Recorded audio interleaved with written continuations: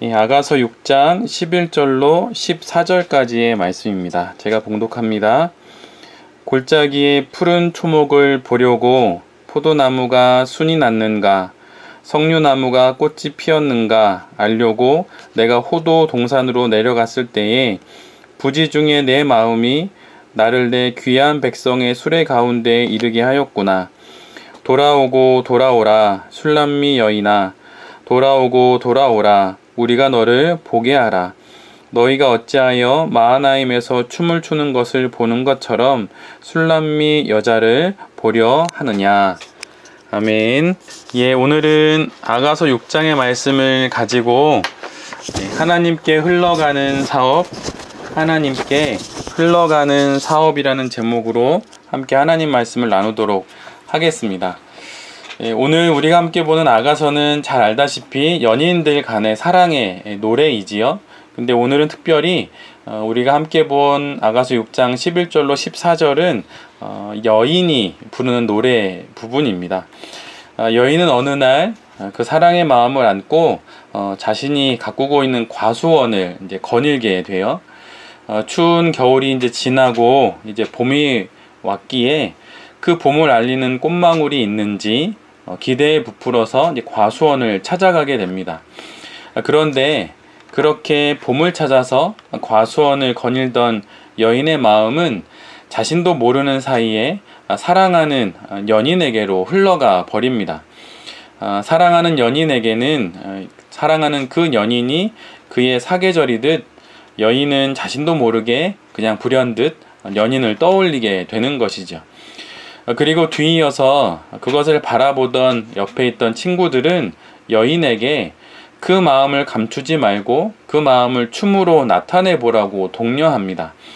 사랑과 평화의 춤을, 승리의 춤을 추라고 그렇게 여인을 북돋게 되지요. 칭찬은 고래를 춤추게 한다 이렇게 말하지만 지금 여인은 사랑으로 춤을 추고 있는 상황입니다. 이 모든 일은 그런데 부지불식간에 연인을 향해 흘러간 여인의 마음으로부터 시작됩니다. 그것을 미리 의식하거나 알아차리려고 한 게 아니라 그냥 가만히 있었을 뿐인데 부지불식간에 연인을 향해서 여인의 마음이 이렇게 흘러간 것이죠. 그 사랑의 마음으로부터 그렇게 시작된 모든 것이 우리가 앞에서 이야기한 바로 그런 상황입니다. 걷다 보니 너였고 가다 보니 너희 집 앞이었다. 이렇게 말하는 것처럼 여인의 마음이 이렇게 연인에게 흘러가는 것이죠. 예일대학교를 졸업하고 최연소 나이로 트리뷴지의 기자가 된 리 스트로벨이라고 하는 사람이 있습니다. 우리가 많이 들어봤던 이름인데 그가 겪었던 일이 있어요. 어느 날 가족들과 외식을 하던 중에 그의 딸이 목에 사탕이 걸리게 됩니다. 그래서 목에 사탕이 걸려서 질식하는 응급 상황을 맞게 돼요. 그때 때마침 현장에 있던 간호사의 도움으로 딸이 기적적으로 살아나게 됩니다. 실은 제게도 이런 경험이 있어요. 아주 어렸을 때 시우리 민유리를 키울 때 민유리가 한 2살이 채 안 되고 시우리가 한 4살이 채 안 됐을 때 그 민유리에게 이렇게 비타민을 이렇게 애들이 막 손에 들고 가지고 막 놀고 있었는데 민유리가 먹고 싶다고 그래가지고 제가 그걸 까서 아이에게 주려고 했어요. 근데 그때가 한참 시우리하고 민유리가 많이 싸울 때여서 제가 이제 주려고 하니까 시우리가 그걸 딱 막아서더라고요. 그래서 제가 이 녀석도 민유리 거 뺏어 먹으려고 그러는구나 라는 생각에 왜 그래 그랬더니 그 시우리가 요거 반쪽 잘라서 줘야 된다고. 근데 저는 또 그게 반쪽 잘라서 자기 반, 민유리 반 이렇게 달라는 줄 알고 안 돼 이러고 민유리는 그냥 하나를 다 줬어요. 근데 그게 큰 사이즈 아니었는데 그 약국에서 나눠주는 비타민 동그란 거 하나였는데 그걸 줬는데 그게 아이 목에 걸린 거예요. 그래서 제가 그 아이 민유리를 뒤집어서 등을 두드리는데 안 나오는 거예요. 근데 그걸 보고 아내는 소리를 지르고 저는 등을 두드리는데 안 나오니까 막 계속 두드리고 그래서 완전히 안 돼서 완전히 아이를 뒤집고 막 두드려서 안 되는데 아내가 이제 아이한테 와가지고 아이 입에다 손가락을 넣고 헛구역질을 시켰어요. 근데 그제서야 그게 툭 나오더라고요. 근데 나중에 알고 보니까 평소에 아내가 아이한테 비타민을 먹일 때 목에 걸릴 수 있으니까 반을 쪼개서 동생을 준 거였어요. 근데 그건 제가 그것도 모르고 시울이 너 욕심부리네 이렇게 하면서 그냥 통째로 다 준 거였죠. 그러면서 그때 그 일을 겪고 아이의 이야기도 새겨들어야겠다 이 생각을 정말 많이 했어요. 근데 그때의 기억이 잊혀지지 않을 정도로 아주 아찔했던 순간으로 기억이 되고 있습니다. 근데 리 스트로벨도 얼마나 아찔했을까요? 그 부부가. 그런데 이제 그 간호사의 도움으로 아이가 이렇게 다시 숨을 쉬게 됐으니 얼마나 감사했겠습니까? 그래서 이에 스트로벨 부부는 간호사에게 진심으로 감사의 인사를 전하게 돼요. 정말 고맙다고, 정말 감사하다고. 그러자 간호사는 그 감사의 인사를 전하는 스트로벨 부부에게 이렇게 말합니다. 제게 감사할 건 아니고요. 제가 아니라 예수님이 따님을 살리셨습니다. 예수님을 믿는 분이었던 것이죠. 그런데 이후에 아내는 이 일을 계기로 교회에 나갔고 회심하여서 그리스도인이 됩니다. 그러나 천저한 무신론자였던 리스토로벨은 이성적으로 납득되지 않는 것은 믿을 수 없다면서 신앙을 거부해요.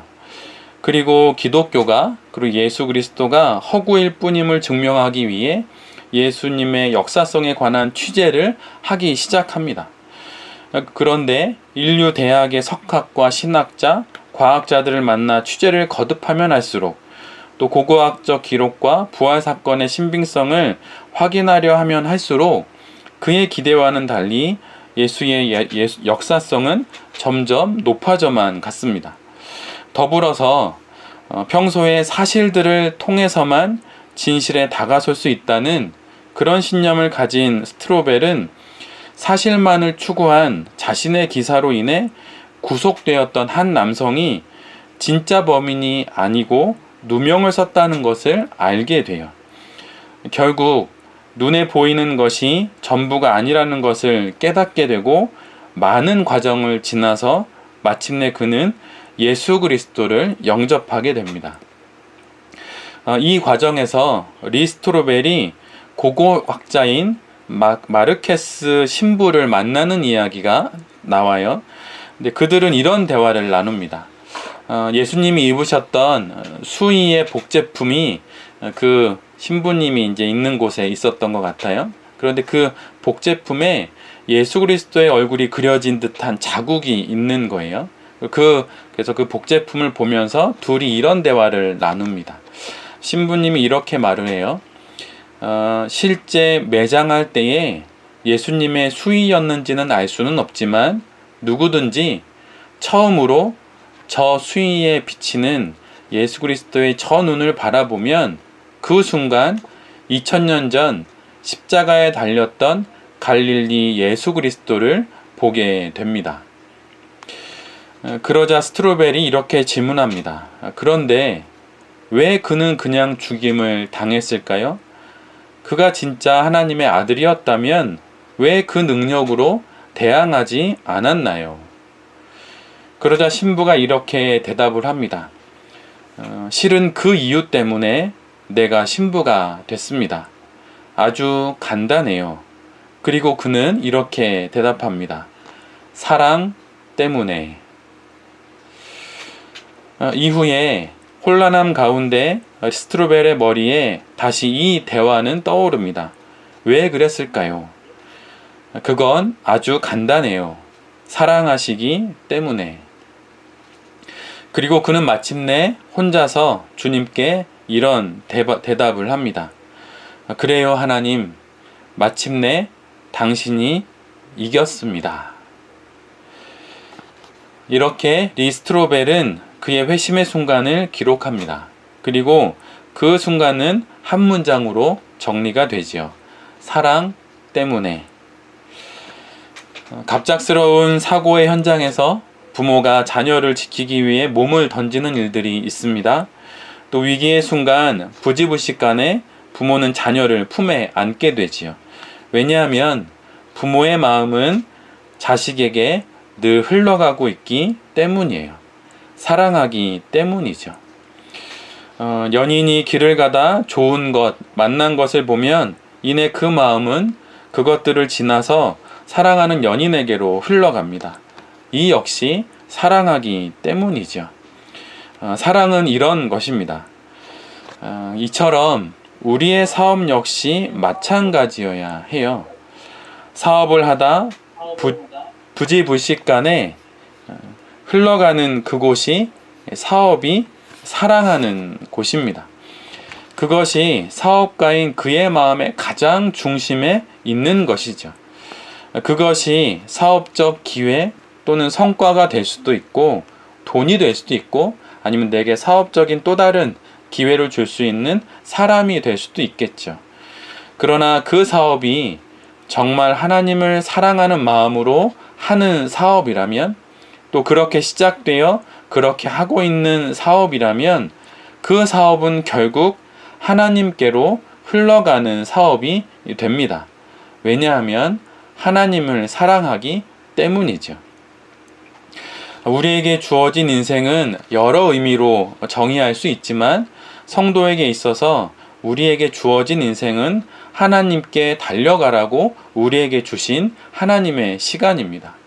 그리고 사업은 그 시간 위에서 우리에게 주어진 노잣돈과 같은 것이죠. 지금 그 노잣돈으로 어디로 달려가고 계십니까? 하나님을 향하여 흘러가는 그 사업이 하나님이 기뻐 받으시는 사업입니다. 하나님을 향해 흘러가는 사업가의 그 마음이 하나님이 받으시는 바로 그 마음이지요. 소위 이런 말들이 있더라고요. 성공하는 자는 회사를 바라보고 더 성공을 하려는 사람은 산업을 바라본다. 지금 내 사업은 그 회사가 속한 산업의 한 부분일 뿐이죠. 그런데 내 사업만을 경영하는 것에 급급한 나머지 산업 전반이 어떻게 바뀌고 있는지도 모른다면 그 모든 수고는 한순간에 물거품이 될 것입니다. 그래서 사업가는 늘 언제나 내 사업을 넘어서서 내 사업이 속해 있는 산업 그리고 그 산업이 발을 딛고 있는 그 지경 그리고 더 넓은 안목을 가지려고 부단히 노력해야 하는 것이죠. 이것이 필수입니다. 그런데 어느 것이 또 어느 지경이 하나님보다 더 큰 지경이 될 수 있을까요? 하나님을 보는 자는 결국 가장 큰 안목으로 사업을 하는 사람들입니다. 그 큰 안목 속에 내 사업이 있을 때 비로소 그때 우리가 상상하지 못하는 그 먼 곳까지 갈 수 있는 것이죠. 하나님을 사랑하는 사업가가 바로 이런 안목을 가질 수 있는 것입니다. 눈을 감아도 연인이 보이듯 그렇게 기독사업가의 마음은 하나님을 사랑함으로 하나님께로 흘러가는 바로 그 마음이 되어야 합니다. 또다시 한 주간 사업을 시작합니다. 또 이 한 주간에도 여러 선택과 결정들 그리고 도전이 있을 수 있겠죠. 그러나 그 모든 것 가운데 우리 모두가 기억해야 하는 것은 좁은 사업의 안목이 아닌 넓은 하나님을 향한 사랑의 안목을 갖고 사업을 해야 한다는 바로 그 사실입니다. 이 한 주간 또다시 사업을 하시는 모든 베레베 가족들이 좁은 사업의 안목이 아닌 하나님을 향한 넓은 사랑의 안목을 갖고 이 땅에서 멋지게 사업을 해나가시는 귀한 주님의 사업가들이 되실 수 있기를 간절히 기도드립니다. 아멘.